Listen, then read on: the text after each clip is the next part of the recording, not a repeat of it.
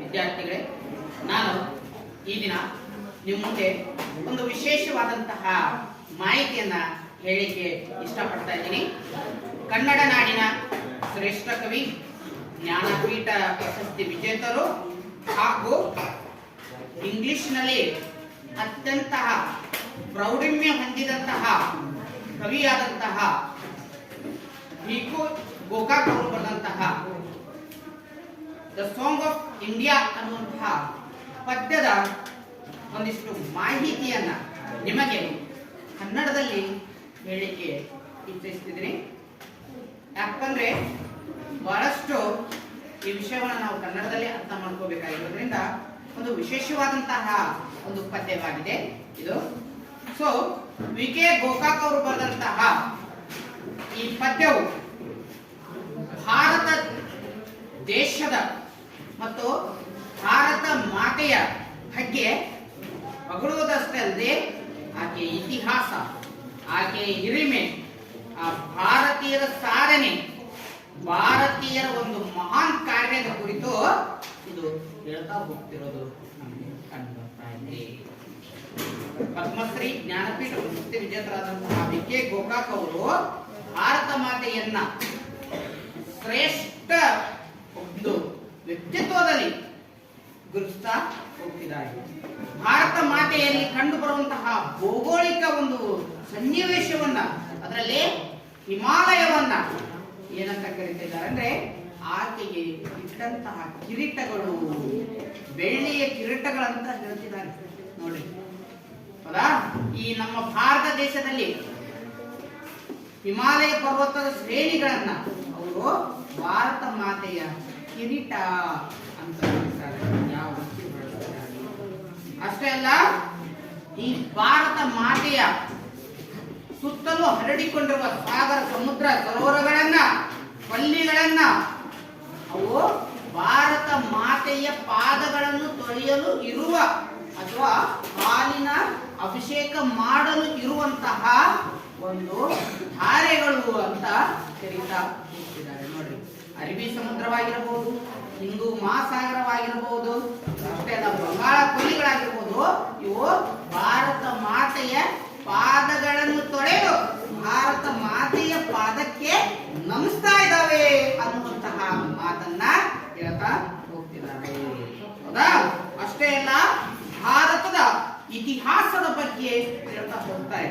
ಇಲ್ಲಿ ಕಂಡು ಬರುವಂತಹ ವಾಸ್ತುಶಿಲ್ಪಗಳು, ಸ್ಮಾರಕಗಳು, ನಮ್ಮ ದೇಶವನ್ನು ಆಳಿದ ರಾಜರು, ಮಹಾರಾಜರು, ಶ್ರೇಷ್ಠ ದೊರೆಗಳು, ಇತಿಹಾಸದಲ್ಲಿ ಕಂಡು ಬರುವ ಮಹಾನ್ ವ್ಯಕ್ತಿಗಳ ಚರಿತ್ರೆಯನ್ನ ಹೇಳ್ತಾ ಹೋಗ್ತಾ ಇದ್ದಾರೆ ಈ ಪದ್ಯದಲ್ಲಿ. ಅಷ್ಟೇ ಅಲ್ಲ, ನಮ್ಮ ದೇಶದಲ್ಲಿ ಸಾವಿರಾರು ವರ್ಷಗಳ ಹಿಂದೆ ಕಂಡು ಬರುವಂತಹ ವಾಸ್ತುಶಿಲ್ಪ, ಐತಿಹಾಸಿಕ ಪ್ರಾಚ್ಯ ವಸ್ತುಗಳು, ಅವುಗಳ ಕುರಿತು ಏನ್ ಮಾಡ್ತಿದ್ದಾರೆ ಹೇಳ್ತಾ ಹೋಗ್ತಿದ್ದಾರೆ. ಫಾರ್ ಎಕ್ಸಾಂಪಲ್, ಹಂಪಿ, ಬೇಲೂರು, ಹಳೆಬೀಡು, ಪಟ್ಟದಕಲ್ಲು, ಬಾದಾಮಿ, ಖಜುರಾಹೋ, ಹೌದಾ? ಬಹಳಷ್ಟು ಒಡಿಸಾದ ಕೋನಾರ್ಕ್ ಸೂರ್ಯ ಮಂದಿರ ದೇವಾಲಯ, ಮಹಾಬಲಿಪುರಂ, ಹೌದಾ? ಎಸ್, ಎಂತಿತ್ತು ಕಾಂಚೀಪುರ, ಇವೆಲ್ಲ ಇತಿಹಾಸದ ಶಿಲೆಗಳ ಸುತ್ತಲೂ ನೀವು ಇತಿಹಾಸವನ್ನು ನೋಡ್ತಾ ಹೋದ್ರೆ ನಮ್ಮ ದೇಶದ ಒಂದು ಹಿಂದಿನ ಕಾಲದ ವಾಸ್ತುಶಿಲ್ಪ, ತಂತ್ರಜ್ಞಾನ ಎಷ್ಟು ಮುಂದುವರೆದಿತ್ತು ಅನ್ನೋದನ್ನ ನಾವು ಮೂಲಕ ಹೌದಾ?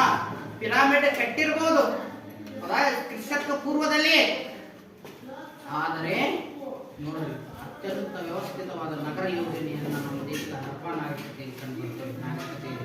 ಹೌದಾ? ವಿಶ್ವಕ್ಕೆ ಮೊದಲ ಜ್ಞಾನ ವೇದಗಳು, ಮಹಾಪುರಾಣಗಳು, ಇವುಗಳನ್ನೆಲ್ಲ ಕುರಿತು ಹೇಳುವಂತಹ ಒಂದು ಲೇಖನ, ಮಹಾನ್ ಋಷಿಗಳು, ಸಾಧು ಸಂತರು, ಅವುಗಳ ಬಗ್ಗೆ ಈ ಪಾಠದಲ್ಲಿ ಇವತ್ತು ನಾವು ವಿಶ್ವದಲ್ಲಿಯೇ ಶ್ರೇಷ್ಠ ಭಾರತವಾಗ್ತಾ ಇದ್ದೀವಿ. ಯಾವ ರೀತಿ ಅಂತಂದ್ರೆ ನಮ್ಮಲ್ಲಿ ಚಿನ್ನ, ಮುತ್ತು, ಬೆಳ್ಳಿ ಎಲ್ಲಾ ವಸ್ತುಗಳು ಸಿಕ್ಕಿದಾವೆ. ಬ್ರಿಟಿಷರು ಬರೋಕ್ಕಿಂತ ಮುಂಚೆ ನಾವು ಶ್ರೀಮಂತರ ಸಂಪನ್ಮೂಲ ದರ್ಶವಾಗಿದ್ವಿ. ಬ್ರಿಟಿಷರು ನಮ್ಮ ಕೊಳ್ಳೆ ಹೊಡೆದಿರ್ಬೋದು, ಆದರೆ ಇವತ್ತು ನಾವು ಅಭಿವೃದ್ಧಿಯತ್ತ ಸಾಗ್ತಾ ಇದೀವಿ, ಅಭಿವೃದ್ಧಿಯುತ ಭಾರತವಾಗುತ್ತ ಸಾಗ್ತಾ ಇದೀವಿ. ಅಷ್ಟೇ ಅಲ್ಲ, ಇವತ್ತು ನಮ್ಮ ತಂತ್ರಜ್ಞಾನ, ವೈಜ್ಞಾನಿಕ ಕ್ಷೇತ್ರ ಎಷ್ಟು ಮುಂದುವರಿತಾ ಇದೆ ಅಂದ್ರೆ ಚಂದ್ರನಲ್ಲಿ ದಕ್ಷಿಣ ಧ್ರುವಲ್ಲಿ ಇಳಿದು ಬಂದ್ವಿ. ಅಲ್ಲ ಮತ್ತು ಟೆಕ್ನಾಲಜಿಯಲ್ಲಿ ಭಾರತ ಕೂಡ ಅತ್ಯಂತ ಮುಂದುವರೆದ ದೇಶವಾಗ್ತಾ ಇದೆ. ವಿಜ್ಞಾನ ತಂತ್ರಜ್ಞಾನ ಹೊಸ ಹೊಸ ಸಂಶೋಧನೆಗಳು ಭಾರತವನ್ನ ವಿಶ್ವ ಮಟ್ಟದ ಒಂದು ಎತ್ತರಕ್ಕೆ ಒಯ್ಯುವಲ್ಲಿ ಕಾರಣವಾಗ್ತಾ ಇದ್ದೇವೆ. ಇವತ್ತು ನಾವು ಅಣುಯುಗವನ್ನು ಪ್ರವೇಶಿಸಿದ್ದೇವೆ. ನಮ್ಮಲ್ಲಿ ಕೂಡ ನ್ಯೂಕ್ಲಿಯರ್ ಅಟಾಮಿಕ್ ಪವರ್ ಅನ್ನುವಂಥದ್ದಿದೆ. ಇದೊಂದು ನಮ್ಮ ದೇಶಕ್ಕೆ ಹಿರಿಮೆ, ನಮ್ಮ ದೇಶಕ್ಕೆ ಒಂದು ಗರಿಮೆ ಅಂತ ಹೇಳಬಹುದು. ಅಷ್ಟೇ ಅಲ್ಲ, ಒಂದು ಅದ್ಭುತವಾದಂತಹ ಭಾರತ. ನಮ್ಮ ದೇಶ ಹೆಂಗಿದೆ? ಅದ್ಭುತ.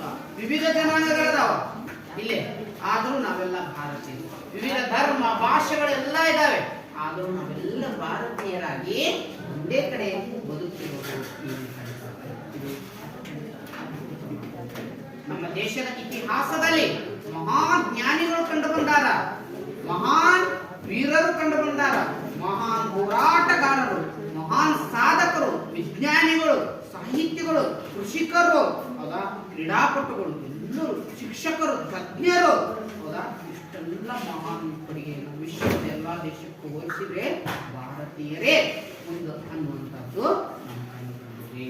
ಅಷ್ಟೇ ಅಲ್ಲ, ನಮ್ಮ ಭಾರತ ಮಾತೆಯನ್ನ ಯಾರು ಅರುಣಾಚಲ ಪ್ರದೇಶದಿಂದ ಸೂರ್ಯ ಬೆಳಗಿಸುವುದರ ಮೂಲಕ, ಹೌದಾ, ಈ ಕಡೆ ಗುಜರಾತ್ನ ಕಚ್ನಲ್ಲಿ ನೋಡುತ್ತಾ ಹೋಗ್ತಾನೆ.